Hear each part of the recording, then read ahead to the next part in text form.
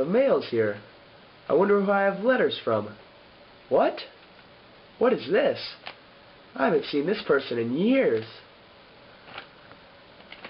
Roderick Usher. Roderick urgently requested me to the Usher family house, and I could not deny him because we used to be bosom friends back in the day. I'm off to Roderick's. There's a storm brewing. 'Twill be a difficult journey. I wanna be the very best, like no one ever was.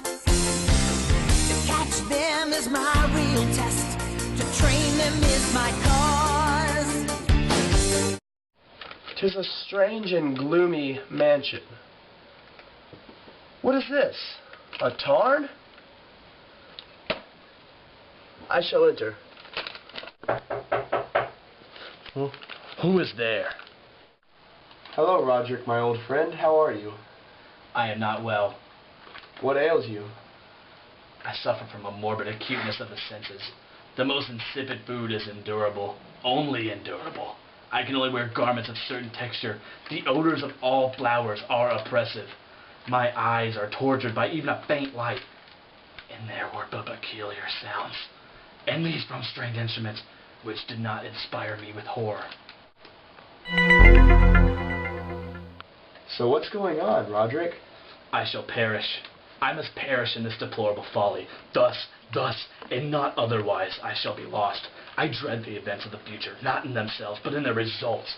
I shudder at the thought of any, even the most trivial incident, which may operate upon this intolerable agitation of soul. I have, indeed, no abhorrence of danger, except in its absolute effect, in terror. In this unnerved, in this pitiable condition, I feel that the period will sooner or later arrive when I must abandon life and reason together in some struggle with the grim phantasm. Fear. So you alright, dude? No! Anyways, whatever happened to that sister of yours, Madeline? No one quite knows. Her condition has baffled physicians and doctors for many years. No one's quite sure what's happening. All she does is show symptoms of epilepsy and schizophrenia. Oh.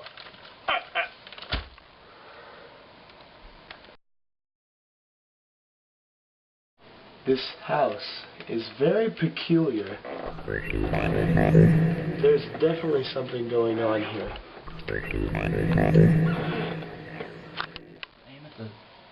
So what have you been doing with your time, Roderick? I wrote a ballad about this place. I'll sing it for you. That sounds lovely. In the greenest of our valleys, by good angels tenanted, once a fair and stately palace, radiant palace reared its head, and the monarch of dominion, it stood there.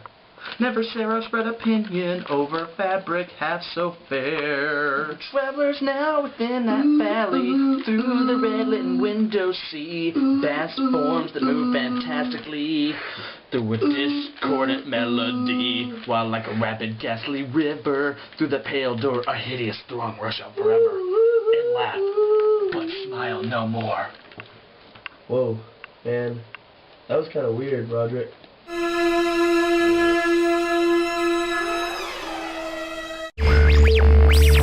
Doctor, what's the verdict? She's bad. No!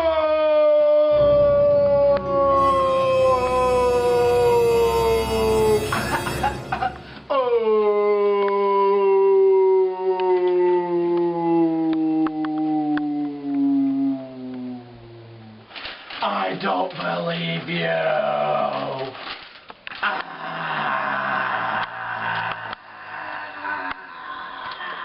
We have to bury her, Roderick. I don't trust the doctors. I know her condition. We'll put her in this coffin, down in the crypt.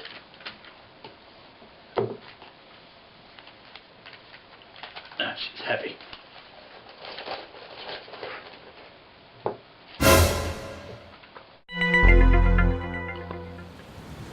Roderick, come away from the window. Come take a look at this. Look at the spectacle. Come away from the window. I'll read you your favorite romance.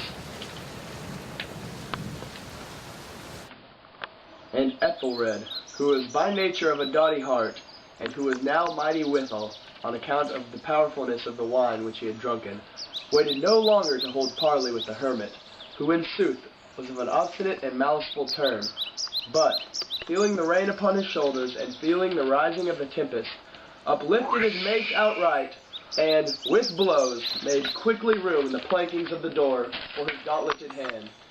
And now pulling therewith sturdily, he so cracked and ripped and tore all asunder, that the noise of the dry and hollow sounded wood, alarumed and reverberated throughout the forest.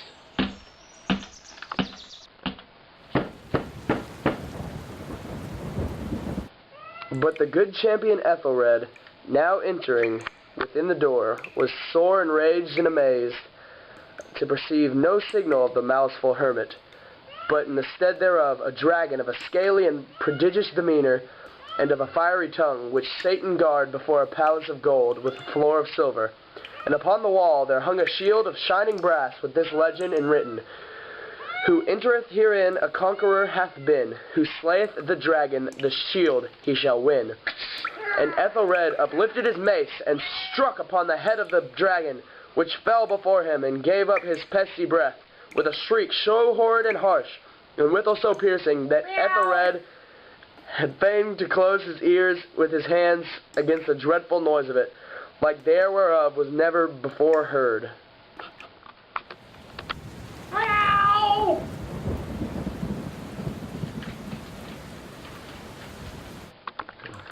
But now the champion, having escaped from the terrible fury of the dragon, bethinking himself of the brazen shield and of the breaking up of the enchantment which was upon it, removed the carcass from out of the way before him, and approached valorously over the silver pavement of the castle to where the shield was upon the wall, which in sooth tarried not for his full coming, but fell down at his feet upon the silver floor, with a mighty great and terrible ringing sound.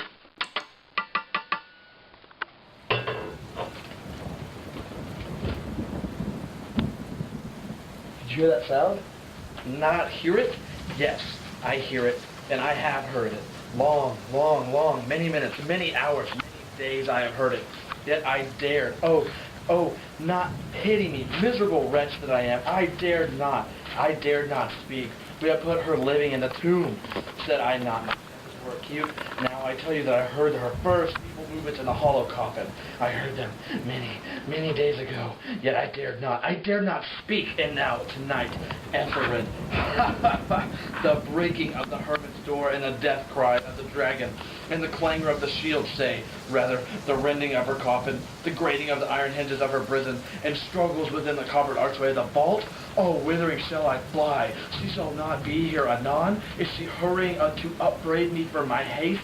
Have I not heard her footstep on the stair? Do I not distinguish that heavy and horrible beating of her heart? Madman, tell you what, she stands without the door! Ah!